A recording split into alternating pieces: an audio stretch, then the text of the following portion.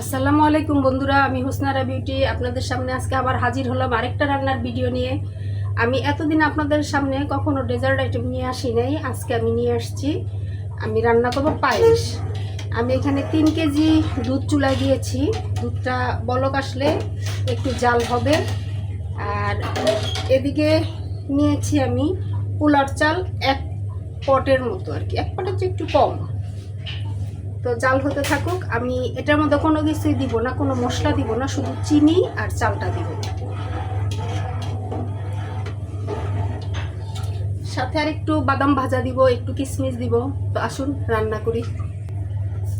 দুধ জাল হয়ে গেছে, এখন আমি দিব চাল।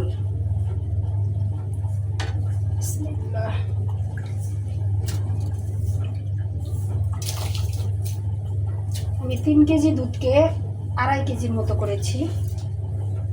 এখন আবার এর সাথে দিব গুঁড়া দুধ।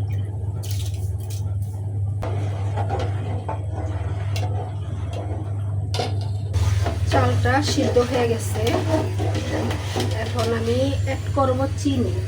দেখেন চালটা অনেক সিদ্ধ হয়ে গেছে, এখন আমি চিনি অ্যাড করব। আমি চোখের আন্দাজে চিনি অ্যাড করছি, আপনারা পরিমাপ করে নেবেন।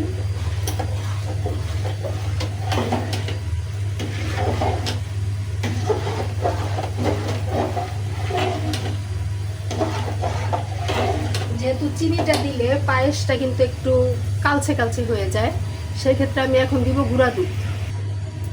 এখন আমি দিয়ে দিব 3 টেবিল চামচ গুঁড়া দুধ। ডিপ্লোমা দুধটা নিয়েছি, আপনারা ইচ্ছা করলে অন্য যে কোনো দুধে দিতে পারেন।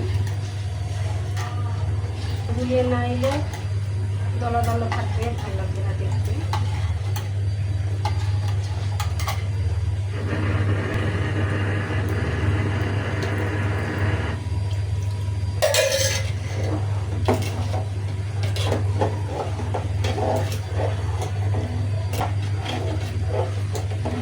চিনি দেওয়ার পরে গুঁড়া দুধটা দিলে আর যে চিনির যে কালচে কালচে একটা ভাব আসে সেটা আর থাকবে না।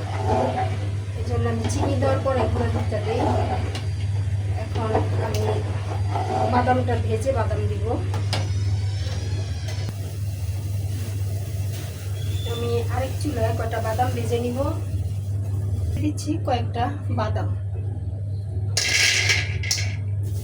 আর আমার মনে হয় মিষ্টির মধ্যে একটু লবণ না দিলে মিষ্টির স্বাদটা আসে না, তো আমি দিয়ে দিচ্ছি একটু লবণ।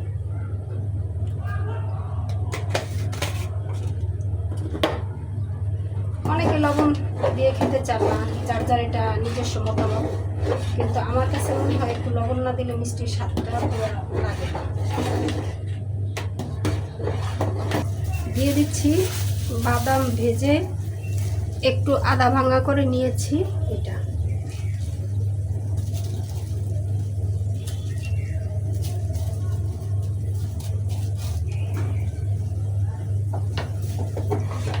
এখন আমি চুলার জালটা বন্ধ করে দিব। বন্ধ করে দিয়ে আমি একটু খেজুরের গুড় আর কিশমিশ দিব। বন্ধ করার কারণটা হলো অনেক সময় খেজুরের গুড়টা দেওয়ার সাথে সাথে দুধটা ফেটে যায়, তখন সমস্যা না। এই জন্য আমি আগে বন্ধ করে তারপরে খেজুরের গুড়টা দিচ্ছি।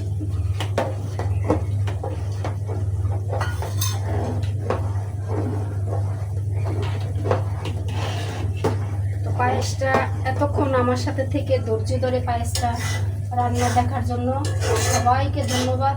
তো ভালো থাকেন, আর এভাবে নতুন নতুন ভিডিও দিতে উৎসাহিত করেন আমাকে। ধন্যবাদ।